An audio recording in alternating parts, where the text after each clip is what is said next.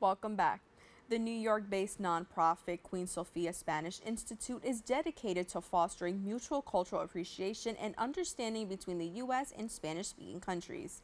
Their initiatives include co-sponsoring lectures, exhibitions, and concerts. Isabel Rivero, Senior Media Program Development Manager for the Institute, joins me to discuss their work and ongoing projects. Isabel, thank you so much for joining us. Thank you so much for having me. I'm happy to be here. Awesome. We're so happy to have you. So with that, the Queen Sofía Spanish Institute is a New York-based nonprofit founded in 1954.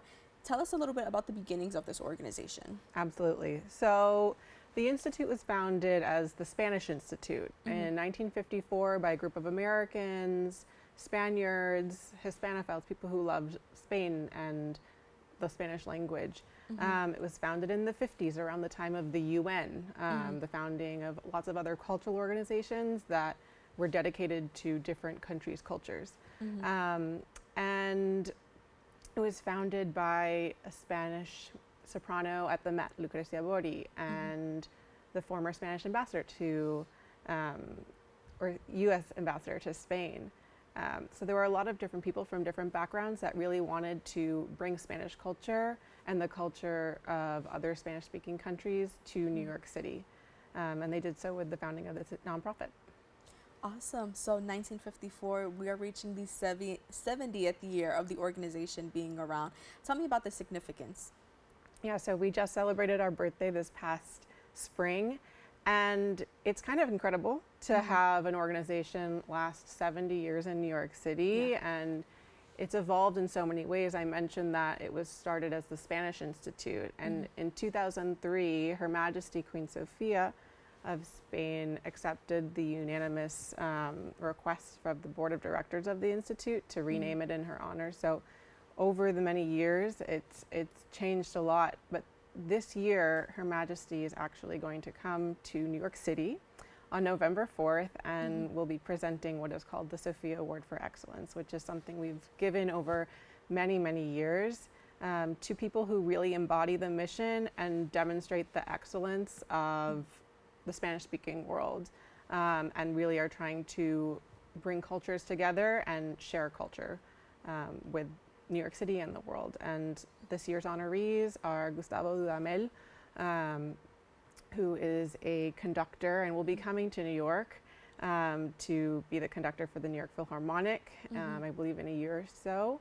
And also Carolina and Reynaldo Herrera, who are longtime supporters of the Institute and are bringing, she's in the world of fashion and bring another aspect of culture. Yeah, absolutely. So I'm assuming that this is how you're going to commemorate 70 years in a Absolutely. big gala, big event. Tell me, Big what can we party. expect?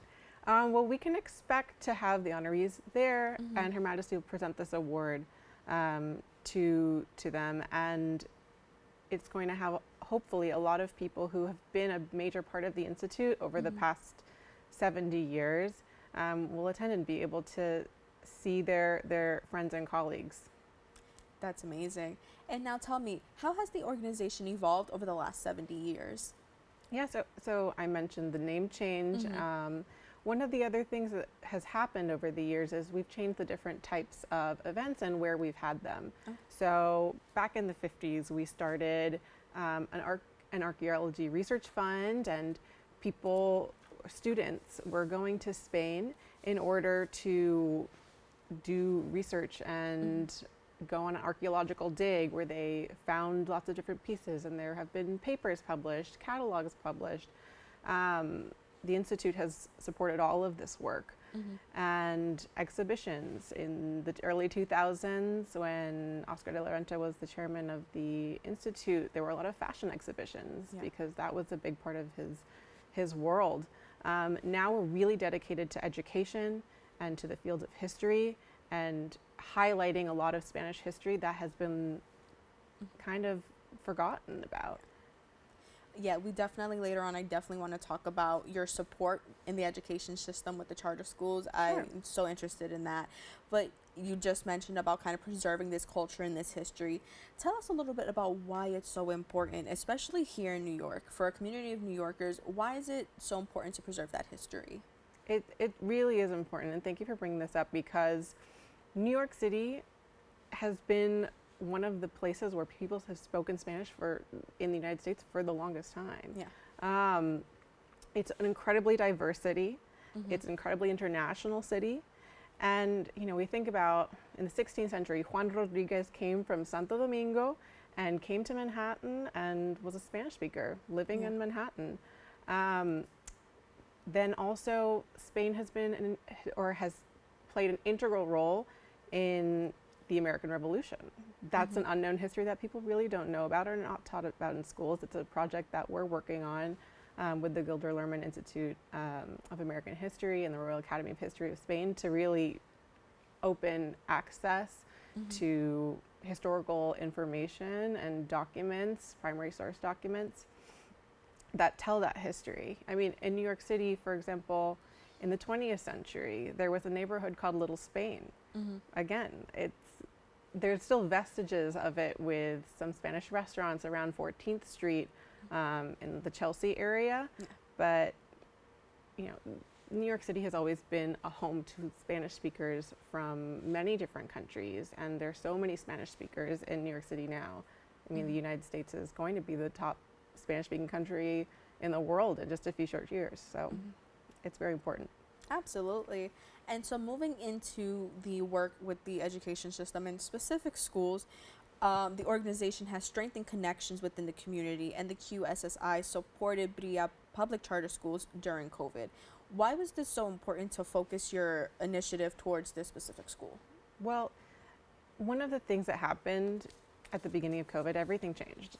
We all saw that. And as a nonprofit organization dedicated to education and to sharing the history and culture of Spanish speakers and of Spain and the United States, it was kind of impossible to do anything in schools without supporting the schools themselves. And this charter school network in particular, a lot of the students didn't have access to internet at their homes, or they didn't have the tools that they needed for online learning, computers, etc.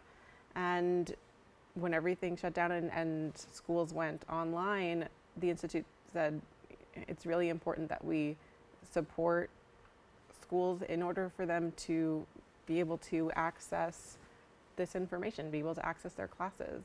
And we were able to, once all of that technology was set up, have read alouds that we supported for these students and other online programming.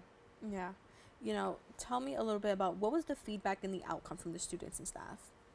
They were very, very appreciative. I think in a moment of crisis like that, students really didn't know, and administrators didn't really know what they were going to do. So I think this gift was really transformational for them.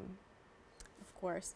And so now let's talk about the Talia Awards. For those who may not know, tell us a little bit about what they're about and the significance they hold in the community. So the Talia Awards are really exciting.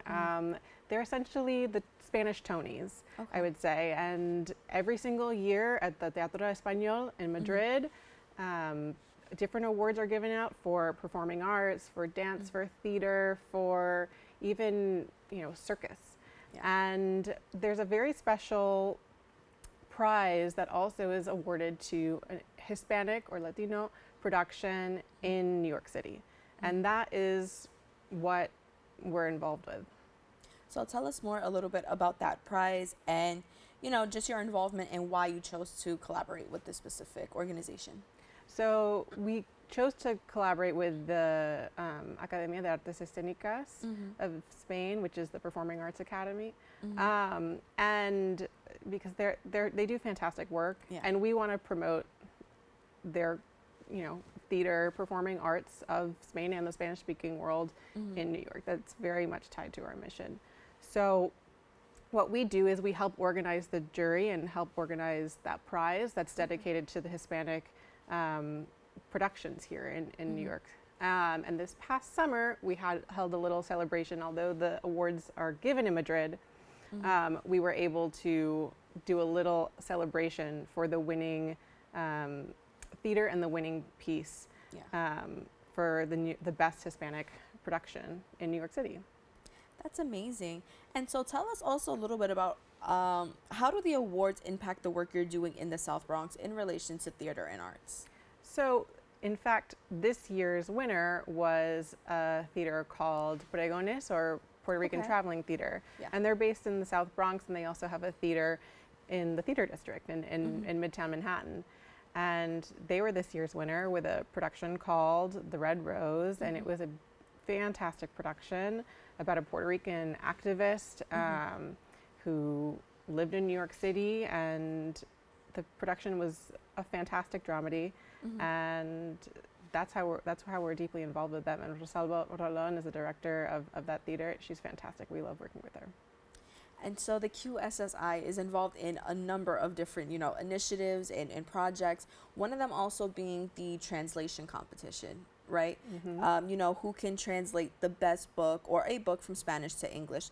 Tell us a little bit about the inspiration behind this contest. Yeah, so this is a prize that was started in 2010, and the whole purpose of that was to give voice to people who write in Spanish and to give them a broader audience, to try to promote in the publishing world more translations from Spanish speaking authors, more translation from books written in other countries that are Spanish speaking countries.